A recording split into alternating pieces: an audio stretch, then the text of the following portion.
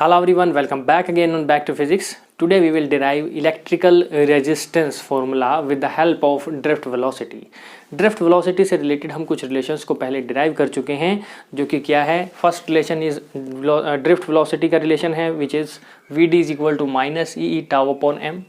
Minus sign यहाँ क्यों लगाया हुआ है हमने, क्योंकि जो चार्ज और इलेक्ट्रॉन है वो नेगेटिव होता है, उसको रिप्रेजेंट करने के लिए.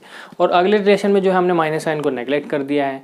ये क्यों किया है, क्योंकि चार्ज और इलेक्ट्रॉन इज नेगेटिव. वो लिखें या ना लिखें, हम माइनस लगाएं या ना लगाएं, चार्ज और electron is always negative. E is charge on electron.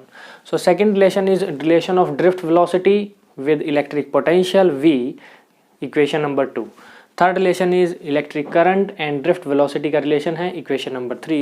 And fourth relation जो हम derive कर चुके हैं which is basic form of Ohm's law, J is equal to sigma E represented by equation number 4. अब हम derive करने जा रहे हैं इलेक्ट्रिकल रेजिस्टेंस का formula with the help of drift velocity. Electrical resistance क्या है? Resistance is generally the inherent property of a conductor. ये कंडक्टर के अंदर की ही प्रॉपर्टी है. जैसे ही हम किसी एक कंडक्टर को एक बैटरी से कनेक्ट करते हैं या फिर बाहर से उस पर इलेक्ट्रिक फील्ड को अप्लाई करते हैं, तो जो उसके अंदर पड़े हुए फ्री इलेक्ट्रॉन्स हैं, फ्री इलेक्ट्रॉन्स का अमाउंट बहुत ज़्यादा होता है इलेक्ट्रिकल कंडक्टर्स के अंदर, जो कि 10⁻28 मीटर पर मीटर क्यूब होता है. इतने ज़्यादा फ्री इलेक्ट्रॉन्स को जब बाहर से हम आउटपुट देंगे तो वो मूव करना शुरू करेंगे. तो जैसे ही वो मूव करेंगे वो कोलाइड भी करेंगे, कोलिजन्स भी होंगी, जिसकी वजह से उनका जो पाथ है वो चेंज होगा और उनको जैसे पहले टाइम कम लग रहा था तो अब ज़्यादा लगेगा कोलिजन्स होने के बाद.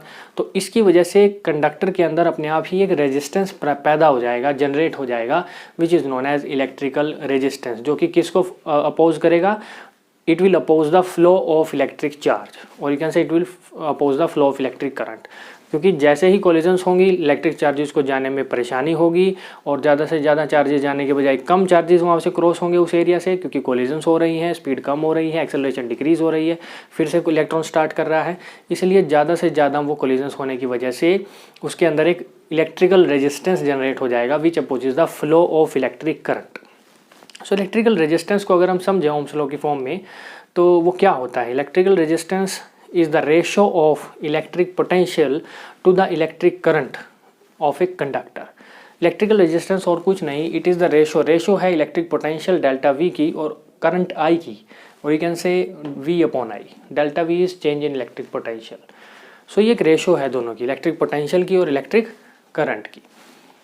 Using the relation third one, using equation number 3, using equation number 3 which is I is equal to VD ENA. यही है equation number 3. I is equal to VD ENA. ठीक है ना.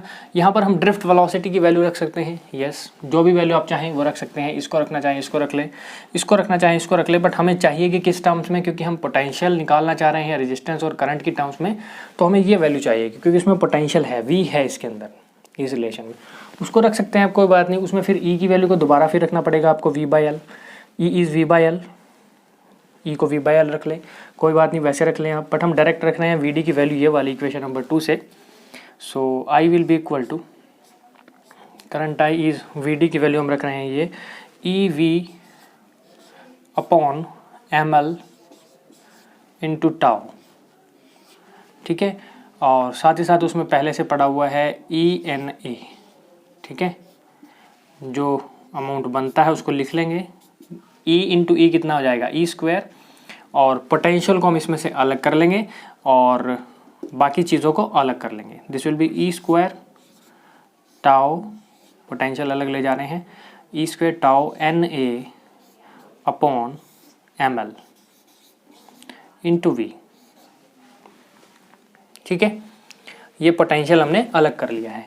नाउ वी अपॉन आई कितना होता है? V upon I is R, तो हम वी अपॉन आई बना लेंगे इसको, आई को वी के नीचे ले जाएंगे. That means it will be equal to, ये टर्म्स इधर आ जाएंगी, M L upon E square tau N A is equal to V upon आई.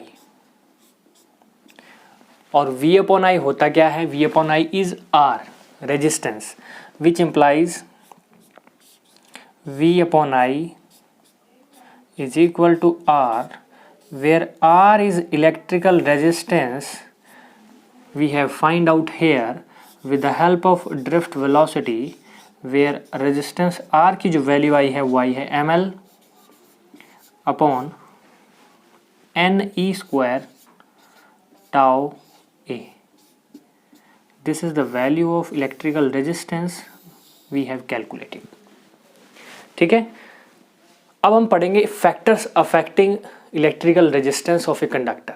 कौन कौन से ऐसे फैक्टर्स हैं जो कि इलेक्ट्रिकल रेजिस्टेंस को इफेक्ट कर सकते हैं। फैक्टर्स अफेक्टिंग को फाइंड आउट करने के लिए हमारे पास रेजिस्टेंस का फॉर्मूला है और यहीं से हमें पता चल रहा है कि कौन कौन से फैक्टर हैं जो कि हमें देखने चाहिए। So we will write here factors affecting resistance are. इस फॉर्मूले से ही हम जान लेंगे कि कौन कौन से ऐसे फैक्टर्स हैं जो कि रेजिस्टेंस को इफ़ेक्ट कर सकते हैं, रेजिस्टेंस पे इफ़ेक्ट डाल सकते हैं।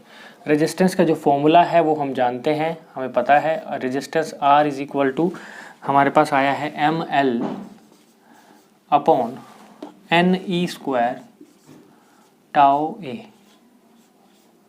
ठीक है, ये रेजिस्टेंस का फॉर्मूला हमने अभी कैलकुलेट किया है।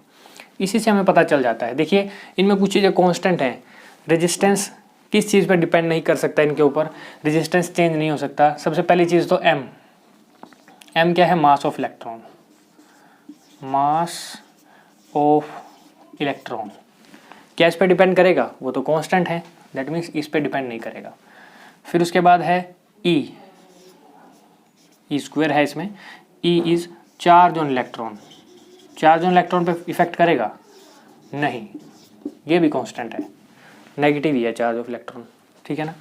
उसके बाद बचती हैं कुछ वैल्यूज़ जैसे कि L is length of conductor. L is length of conductor, conductor की लेंथ पे करता है रेजिस्टेंस इफेक्ट। और रेजिस्टेंस क्या है, resistance is directly proportional to L, length of conductor. जैसे जैसे लेंथ बढ़ाएंगे रेजिस्टेंस बढ़ेगा। उसके बाद लेंथ के बाद आता है n क्या है, number of free electrons, number of free electrons पर मीटर क्यूब, पर मीटर क्यूब। और रेजिस्टेंस जो है वो n के इन्वर्सली प्रोपोर्शनल है।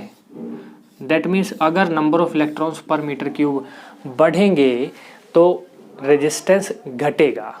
ठीक है। Next tau. टाउ क्या होता है, average relaxation time. Average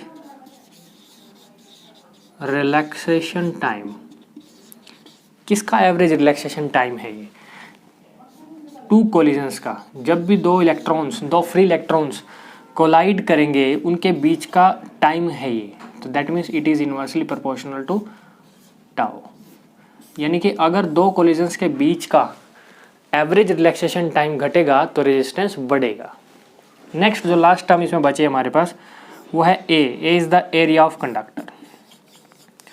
area of conductor, अब एरिया ऑफ कंडक्टर से कैसे डिपेंड करेगा, resistance R is inversely proportional to area of conductor.